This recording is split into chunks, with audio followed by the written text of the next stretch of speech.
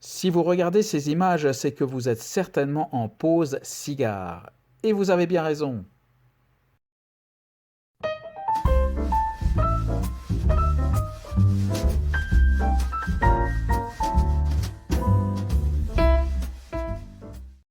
Bonjour et bienvenue à l'occasion de cette vidéo qui va permettre de dresser le bilan de cette série de dégustation de cigarillos et qui sert également de vidéo de transition avant de se lancer pleinement dans l'univers du cigare. Pour la petite précision, je fais cette vidéo en dégustant justement l'un des cigarillos testés, à savoir le Perdomo Mini. Voilà. Alors, au niveau du bilan, on pourra dire qu'il y a eu 10 cigarillos testés, et 4, j'ai envie de dire, hors sol, ou en tout cas avec des origines, je dirais, pas forcément très traditionnelles.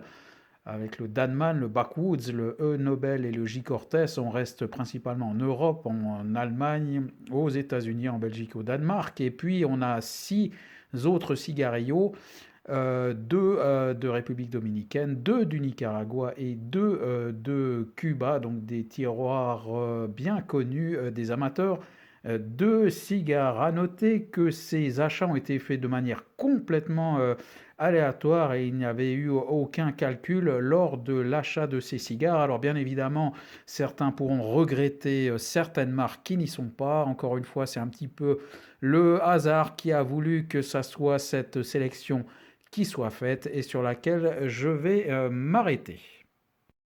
Avec 10 cigarillos testés, je vous propose tout d'abord un petit coup de projecteur global sur le cigarillo de manière générale et comment il peut être considéré et appréhendé. Cigarette ou cigare? La grande question, où le situer, comme je le disais lors d'une de mes vidéos, c'est un peu l'enfant mal aimé, situé entre deux, mais on ne sait pas très bien où. Alors pour moi, c'est clairement cigare.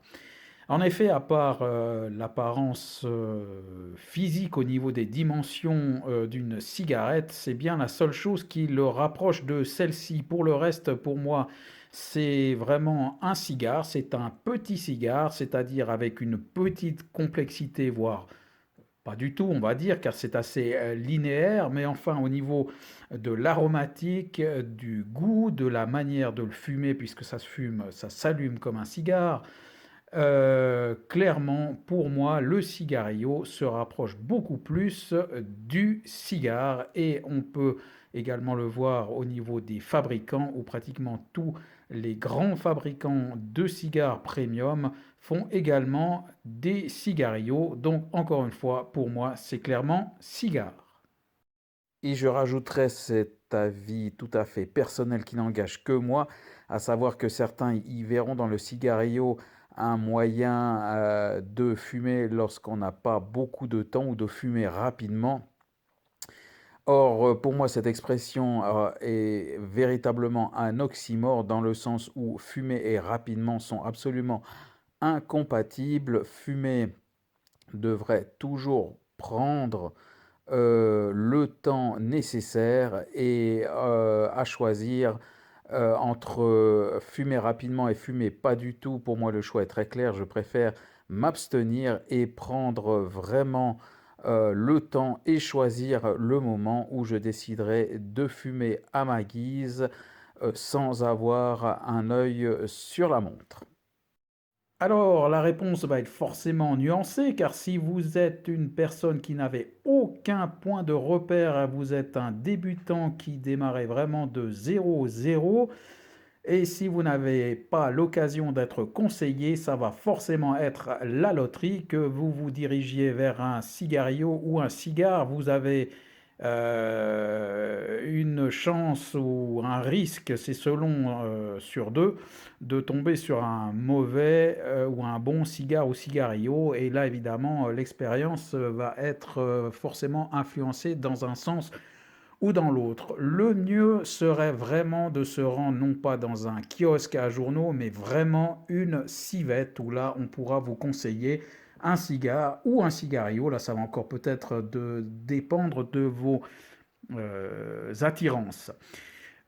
Si vous êtes quelqu'un qui a déjà une toute petite expérience ou qui avait déjà touché un cigario ou un cigare, je dirais que le cigare serait quand même idéal puisque vous avez quand même déjà une vague idée de comment ça se fume. Et là, comme je l'avais déjà signalé, nombre de chaînes signalent des types de cigares d'entrée de gamme, pas trop forts pour pouvoir rentrer dans cet univers.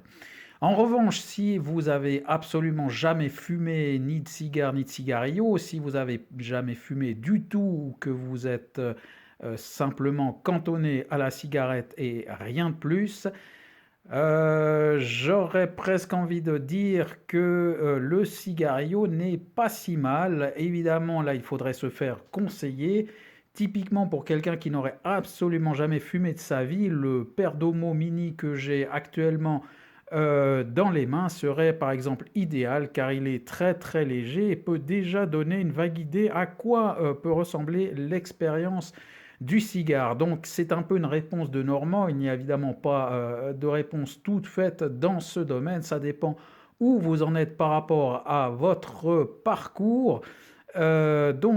Cigario, bonne ou mauvaise idée, encore une fois, cela dépend, comme je viens de le dire, des circonstances. Pour résumer, vraiment dans tous les cas, il faudrait absolument se rendre dans une civette pour se faire conseiller. Et un petit piège peut-être en passant qui serait assez tentant serait de choisir un cigare premium d'un certain prix pour avoir la garantie ou l'illusion de la garantie d'une bonne expérience. Le problème, c'est que pour détecter les subtilités, la complexité d'un cigare haut de gamme, il faut une certaine expérience et vous risqueriez de passer à côté. Donc personnellement, je dirais que si vous commencez avec un Cohiba BIK, pour prendre évidemment un extrême, je pense que ce serait vraiment pas la meilleure des idées. Sans fioriture et dans l'ordre, les cigarillos que j'ai le plus appréciés sont tout d'abord le Casa de Torres Panetelas de luxe du Nicaragua, suivi du Partagas Chicos de Cuba et en troisième le E Nobel Petit Dominicain en édition limitée 125e anniversaire dont le siège est au Danemark.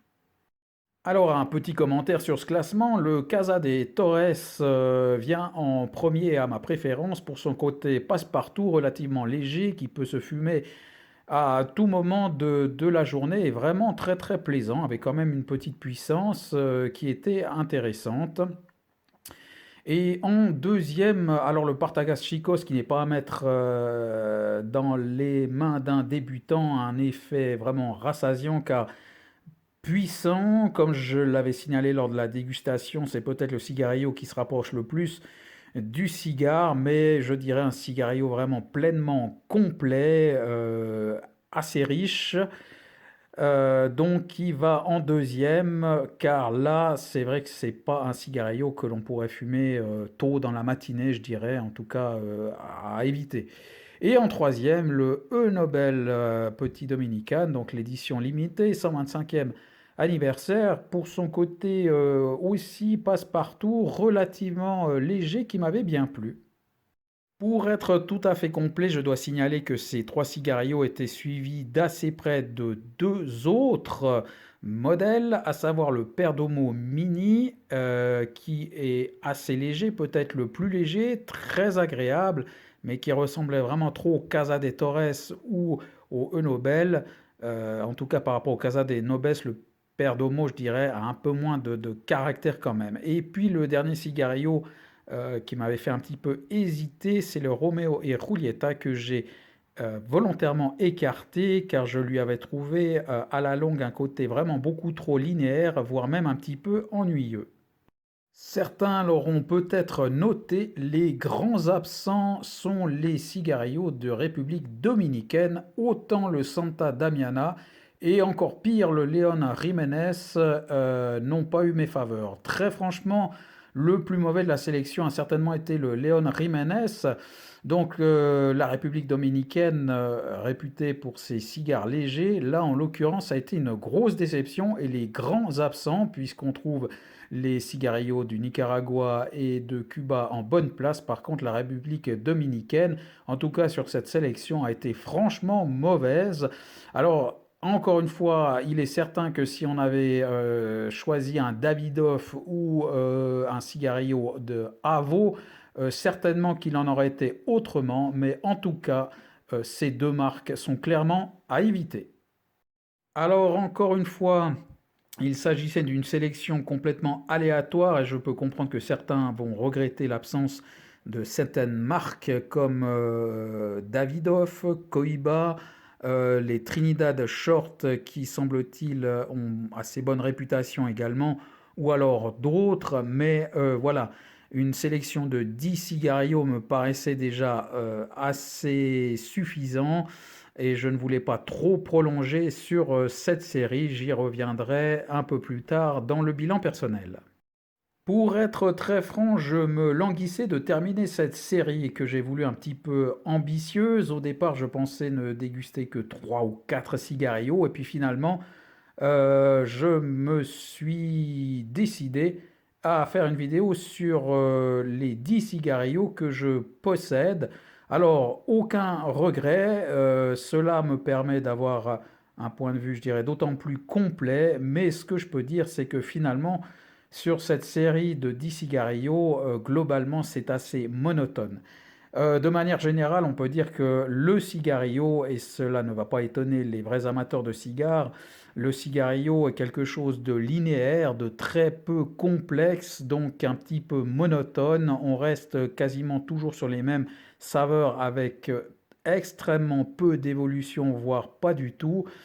Comme je l'avais dit à plusieurs reprises, heureusement que ces cigarios ne sont pas plus longs, car encore une fois, ça devient vraiment un petit peu ennuyeux. Donc, je ne regrette aucunement cette série, mais c'est vrai que de la prolonger n'aurait pas eu vraiment de sens. Et honnêtement, même si un Davidoff ou un Koiba aurait peut-être amené une autre ouverture pour les avoir fumés dans le passé, je sais qu'on reste quand même sur une certaine monotonie et je ne pense pas qu'on aurait fait la découverte du siècle. Alors je peux comprendre qu'il n'y ait vraiment aucune chaîne consacrée uniquement aux cigarillos, car dans l'ensemble,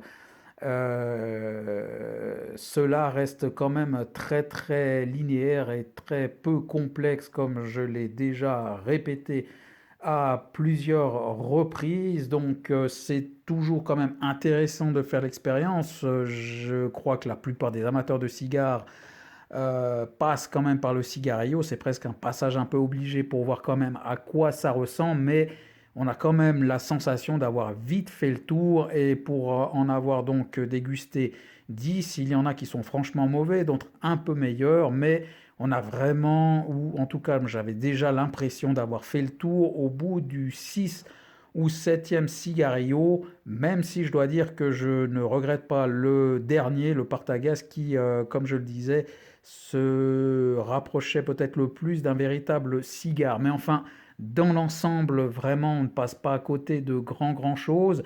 C'est plutôt une curiosité pour savoir de quoi on parle quand on aborde le cigario et peut-être aussi pour conseiller des débutants et avoir un avis un peu plus précis sur ce type de module qui reste quand même une niche par rapport à l'univers du cigare. Et donc, comme je l'avais dit, cette chaîne ne proposera donc quasiment plus de cigarios. J'ai encore quelques Puritos ou Panetella qui sont eux par contre en cave. Peut-être que le Toscano dans une ou deux versions fera également son apparition, mais comme je l'avais déjà signalé, ce seront vraiment maintenant des vidéos de manière sporadique qui apparaîtront spontanément ici ou là à 3 ou 4 reprises, mais pas plus, pour laisser maintenant pleinement place aux cigares de divers horizons. Je me réjouis donc bien évidemment de la prochaine vidéo qui cette fois-ci donc proposera un véritable cigare. Comme je l'avais signalé également, on va essayer de commencer par des cigares pas trop forts, assez légers, de manière à suivre un parcours de néophyte dans cet univers. Il y a donc fort à parier que les premiers cigares seront certainement d'origine de République dominicaine ou du Honduras, on verra.